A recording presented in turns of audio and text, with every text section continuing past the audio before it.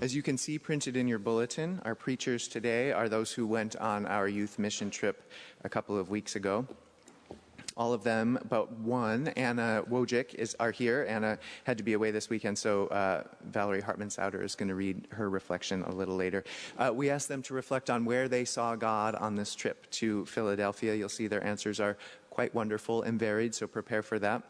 We're doing a little bit of a change relative to what's printed in your bulletin. We're going to weave the hymn that's printed after the sermon there, number 538. You're going to want to open your book now because we're going to weave the verses of that hymn in between their reflections. So just listen for the organ and you'll know when to sing each verse. First up, we have Dave Pasinski. Dave.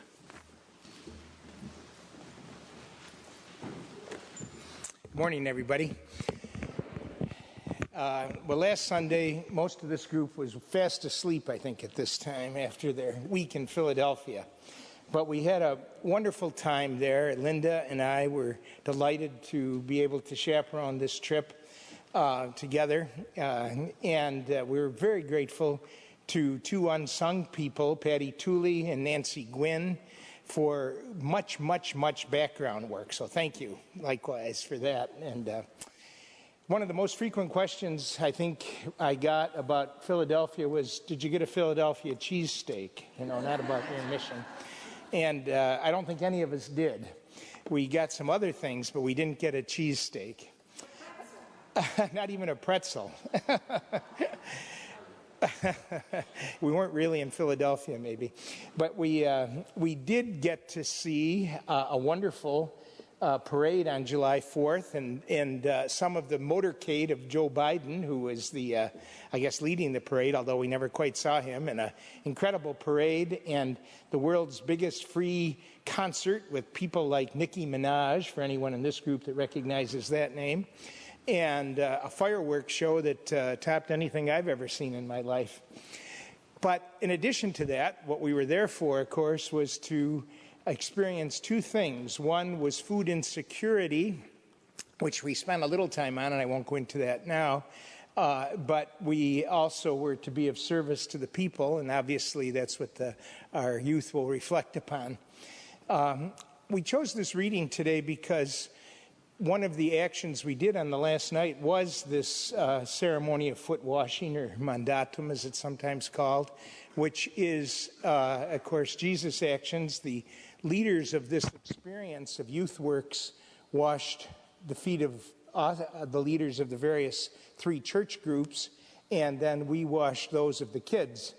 And amidst snickers and tickling feet, I think we did have that experience of what it meant to wash the feet of another person and to be able to be of service to people. For me, it was that. It was filled with lots of different experiences, some very edifying, some very trying, but like sleeping on this floor most all week, but at least it was air-conditioned.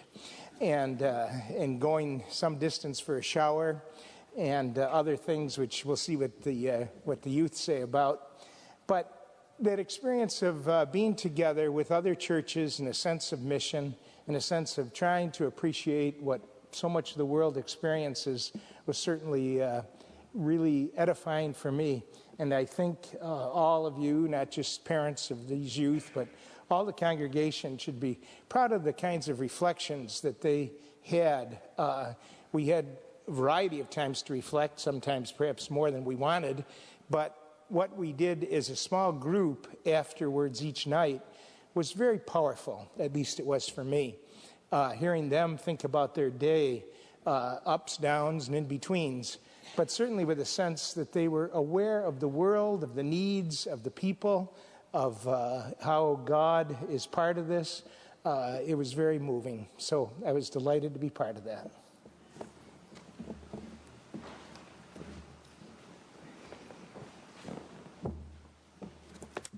Hi, I'm Valerie Hartman-Souder, So, as you all probably know from what Dave said, our mission trip was to Philadelphia. While we were there, our main focus was food insecurity and hunger in Philly, although this is a big issue in many places across the country as well. Many areas do not have supermarkets that sell fresh fruits and vegetables. This means that much of the residents' diets are made up of processed foods which leads to obesity and many other diseases. We were shown some of the ways that people in Philly have been working to combat hunger and provide fruits and vegetables to people in areas where they're not available. One of the ways that this is done is community gardens. Organizations start gardens in these areas that grow lots of different vegetables, which are then given to people that live nearby. The second day of our trip, our group went to a community garden in West Philly, and we worked 6 hours in the hot sun, potting plants, moving plants, planting flowers, and planting vegetables for the fall. This is definitely a big place that I saw God. God was in the flowers and in the seeds, in the workers who labor tirelessly to bring a positive change to Philadelphia.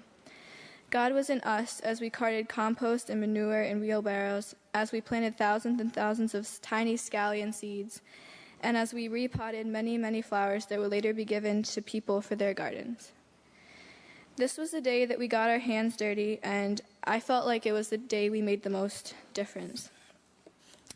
The next day, my group went to Circle Thrift, which is a Mennonite thrift store in Philly. Circle Thrift provides good quality, inexpensive clothing to people who cannot afford to shop at retail stores. We organized books, plates, bowls, cups, shoes, and toys. Linda and I completely reorganized a rack of women's pants in size order, which took a long time. By the time the day was over, Circle Thrift was transformed.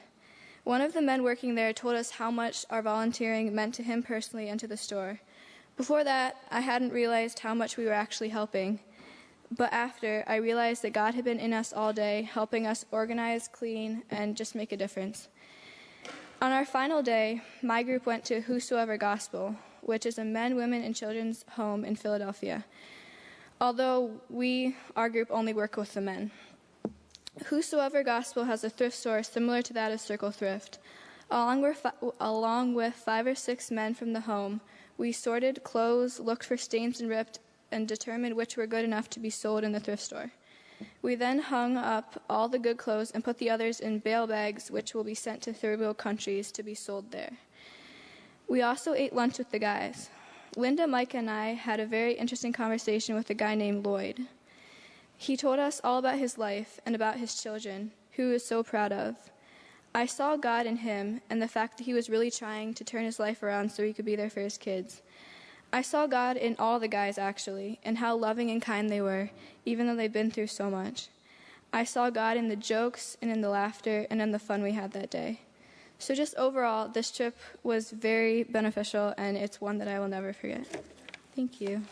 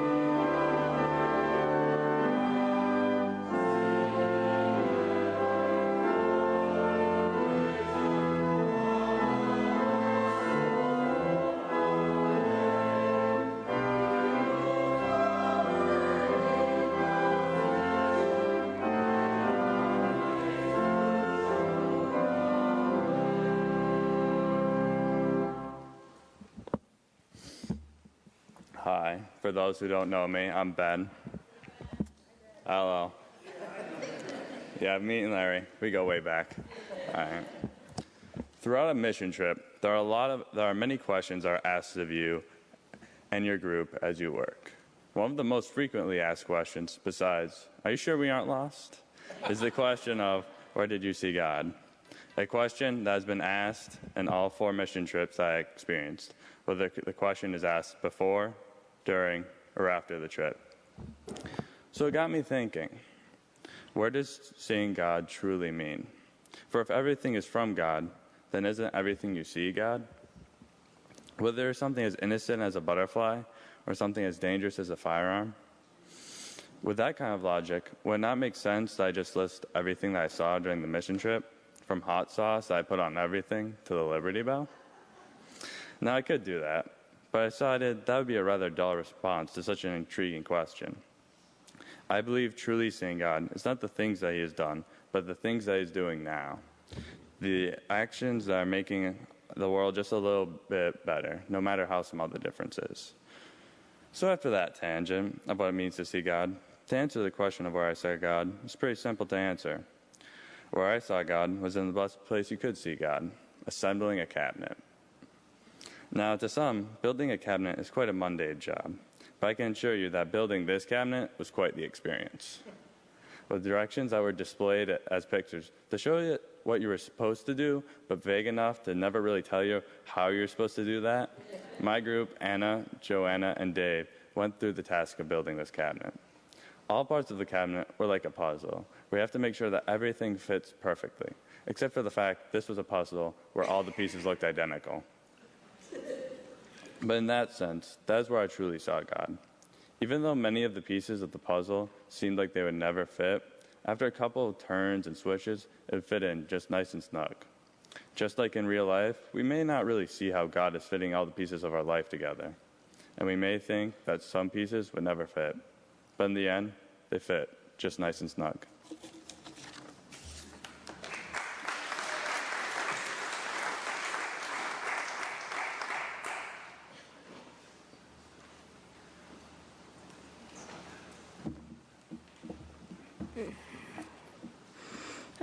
Hello. For those who don't know me, my name is Joanna.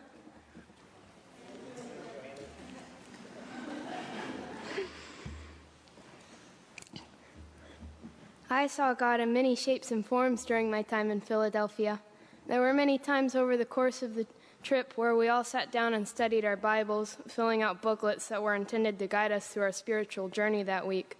In the evenings, we worked with discussion questions about God and sang songs about God, but that's not really where I saw God, in text on paper like something far away and intangible. No, I saw God all around me, in the actions of and bonding between my fellow Plymouth members and the members of the other churches that joined us that week.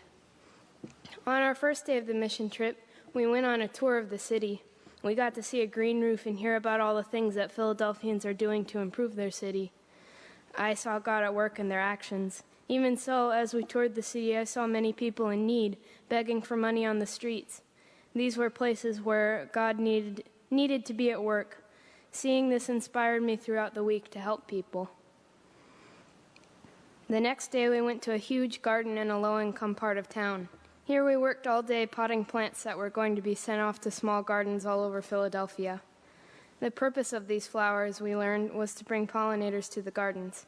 At one point, one of the girls from Minnesota was putting dirt into pots alongside me when a huge spider crawled out of the dirt. She screamed because she was afraid of spiders, and she scooped it out and stomped on it, even though I begged her not to kill it. So we both learned a little about each other. We worked very hard that day and felt accomplished. After this, we were split into small groups and sent to different parts of the city where we worked for the next couple of days. My group got to go to a senior center and help out the employees there while also getting to interact with seniors who lived in the area. On our first day there, we helped out by doing yard work. I helped out with mowing the lawn, something I've never really done before at home. The lawnmower they had was electric, so it had to be plugged into a power outlet with a long cord. That made things challenging. I got to push the mower around one section of the big front lawn while a girl from Minnesota moved the cord of the lawnmower around so that I wouldn't run it over. It was a lot of hard work, and it was really hot that day, but we were happy to help out. I couldn't have done it without the help of my friends from Minnesota. Afterward, we all helped teach an elderly woman how to play a Wii game, and then decorated the dining room of the senior center for the 4th of July, which seemed to make the seniors really happy.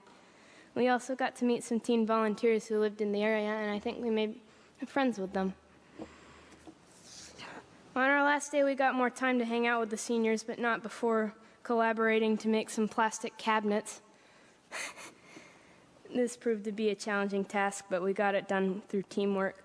And then we talked with some of the seniors and showed a lady a really cool toy I got at the visitor center in Philadelphia, and she thought it was really cool too. I meant to bring it in. I forgot. At the end of our time there, we helped out with the center's choir activity. The woman from Minnesota turned out to be a really good piano player. We all sang folk songs along with an elderly woman and man, both of whom loved music and had beautiful singing voices. The man said he was almost moved to tears by one particularly beautiful song. All in all, the trip was very fun, and I saw God in many places. I saw God in the hearts of the people we met, in the hearts of our Plymouth group, in the spirit in which we worked, in our teamwork, and in the faces of the people we helped. Thank you.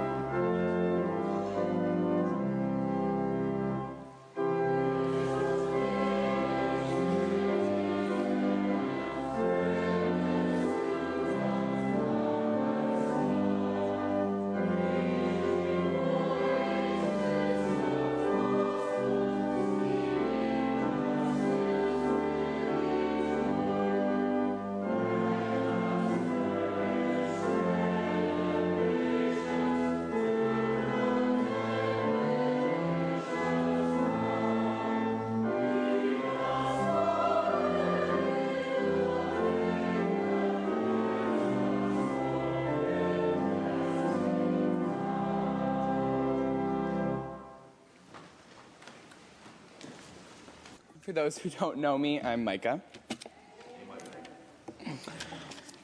Every mission trip I go on with this church is always great.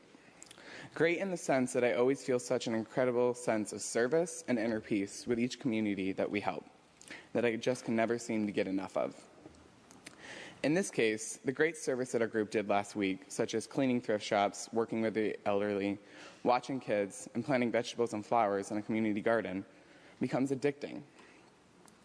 There's nothing like knowing that you made a difference in someone's life or a community for the better. It gives us hope that the earth can always heal its wounds with just a little hard work and caring. It's a feeling of pure happiness that seems to stay in your heart wherever you go.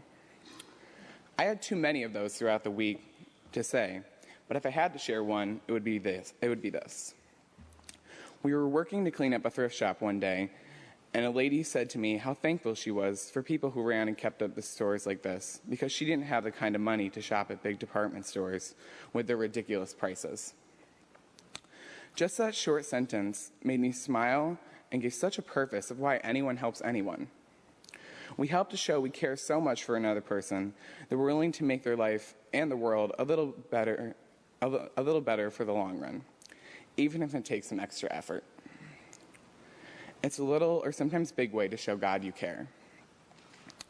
If I had to say I saw God in somebody, I would say in her, because she reinforced the fact that I have always known that a little drop always has bigger ripples.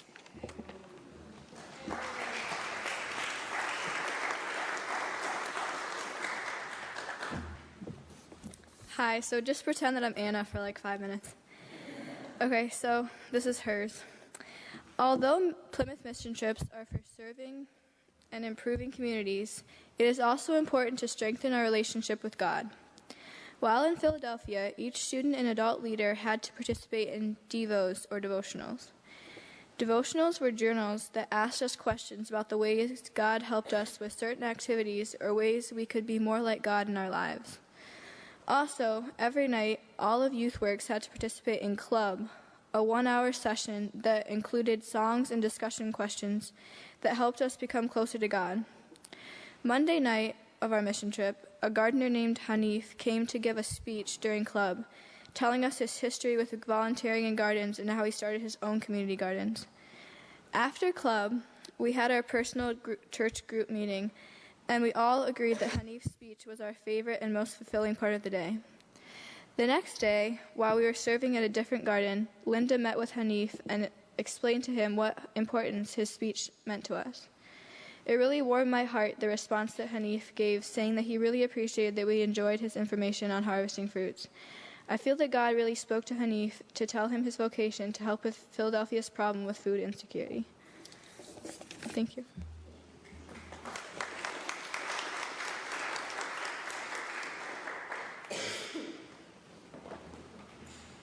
And I'm Linda Kraemer, for those of you who don't know me. And as you have heard from our youth, we had a busy, hot, and tiring week in Philadelphia, where we were filled with God's Spirit and did God's work throughout the city.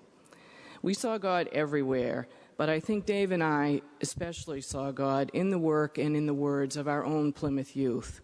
They were just incredible. On Wednesday night, we had what was called an intentional dinner, where we talked about our meal. The place where we stayed, and because of our whole emphasis on food, we ate organic food all week long, which was a big adjustment for some of us. We had very little meat. The meals were great, but different. I think maybe some of the better food than some of the other mission trips I've had in the past. But on Wednesday night with our intentional dinner, we talked about our meal, where it had come from, how it had been prepared, and now we were all sharing it. That was also, I think, the only night where we had meat. So the kids in particular were very excited about that. We had tacos, and we had real hamburg in the tacos. After we ate, each table then wrote a communal prayer. And we later shared these prayers with the whole group during our nightly club time, which Anna referenced. So we were, if you can picture us, we were gathered around round tables, and in the center of the table there was some kind of a box, pizza box. Ours was a fan box, where we together contributed and wrote our prayer. And my group, everyone was at my table that night by chance, except for Ben. So this is our prayer, and our drawings, eating the taco, are from Joanna and from Micah. But I think you'll hear from our prayer, it kind of captures what we did throughout the week. So I would like to close our reflections with this. Dear God, thank you for real food. Thank you for the amazing people you put in our lives this week. Thank you for the different opportunities to serve others in your home and in your name. Thank you for this amazing experience that will help us grow in our faith journey and help us bring what we learned back to our own communities. And our group was the Hawks, and another group were the Dragons, so we signed it, Love the Dragon Hawks. Thank you.